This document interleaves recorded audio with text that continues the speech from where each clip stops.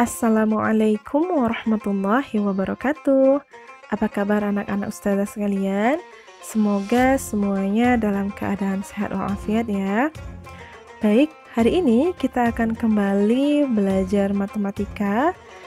Namun, sebelum kita mulai materi kita hari ini, yuk sama-sama kita mulakan dengan lafaz basmalah. Bismillahirrahmanirrahim.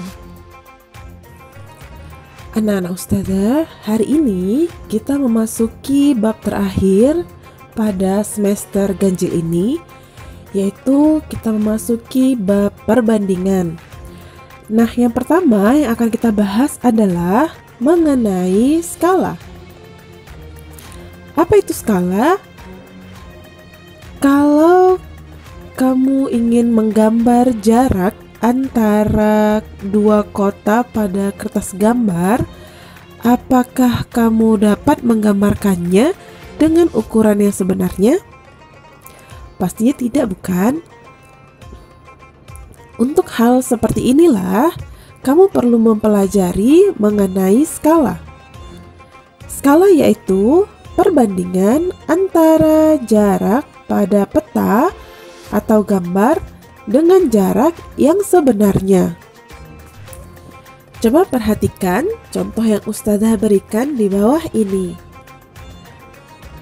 Nah, dari contoh tersebut dapat disimpulkan bahwa skala sama dengan jarak pada peta per jarak sebenarnya.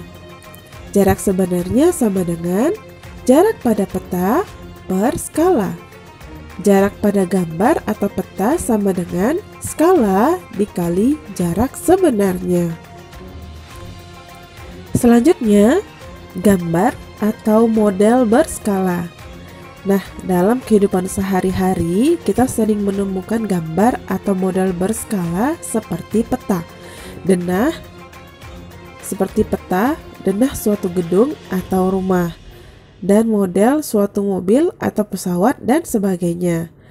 Nah, di atas adalah contoh gambar dan model berskala. Perhatikan gambar di atas. Gambar di atas menunjukkan balok dengan ukuran sebenarnya dan gambar model balok.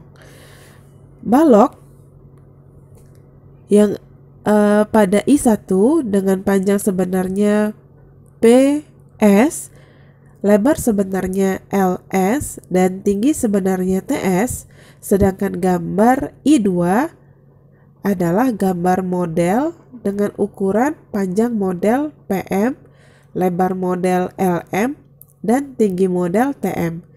Nah, perbandingan antara ukuran asli dengan ukuran pada model berlaku panjang balok PS per panjang balok model atau PM itu sama dengan panjang balok asli sama dengan lebar balok asli LS per lebar balok model LM sama dengan tinggi balok asli TS per tinggi balok model TM. Coba anak-anak ustazah perhatikan contoh soal yang ustazah berikan di samping.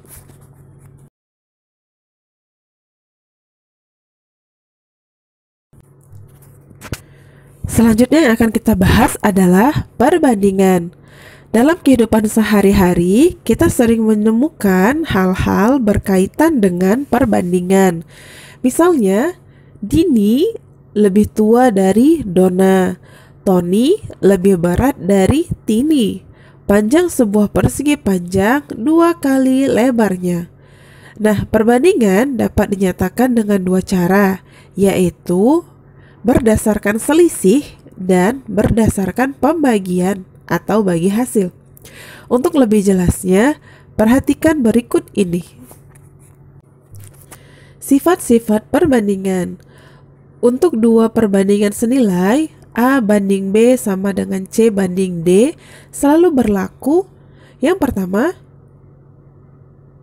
A per B sama dengan C per D, ekivalen dengan AD sama dengan BC.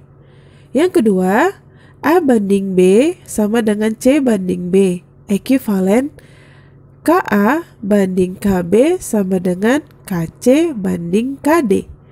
Yang ketiga, A ditambah B berbanding C ditambah D sama dengan AC. A banding C sama dengan B banding D.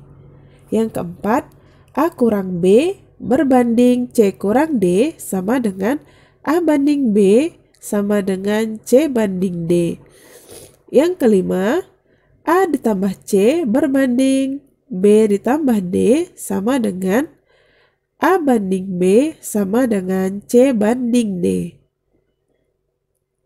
Yang keenam, A kurang C berbanding B kurang B berbanding B kurang D sama dengan A banding B sama dengan C banding D. Selanjutnya, perbandingan senilai. Untuk menghitung perbandingan senilai dapat dilakukan dengan dua cara, yaitu yang pertama berdasarkan nilai satuan dan berdasarkan perbandingan. Untuk berdasarkan nilai satuan, yang terlebih dahulu harus dilakukan adalah menentukan harga atau nilai tiap satu satuannya. Perhatikan contoh yang Ustazah berikan berikut ini.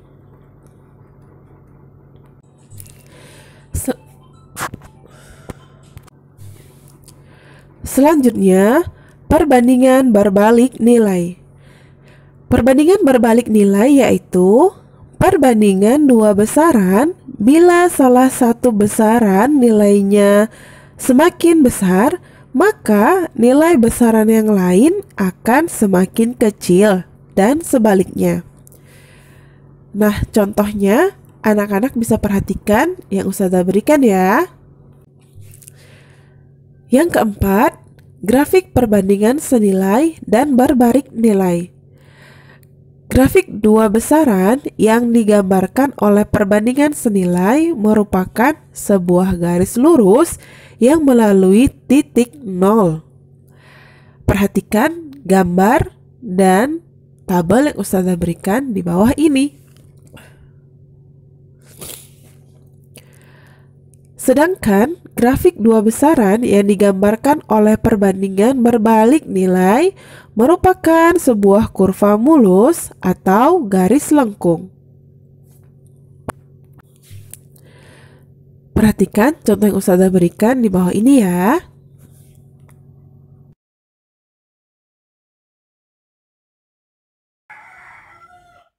Baik anak-anak Ustazah, sampai di sini dulu pembahasan kita kali ini. Sampai bertemu lagi pada pembahasan selanjutnya. Sebelum kita tutup pembelajaran kita hari ini, yuk sama-sama kita akhiri dengan lafaz hamdalah. Alhamdulillahirrabbilalamin. Baik, Ustazah tutup dengan Assalamualaikum warahmatullahi wabarakatuh.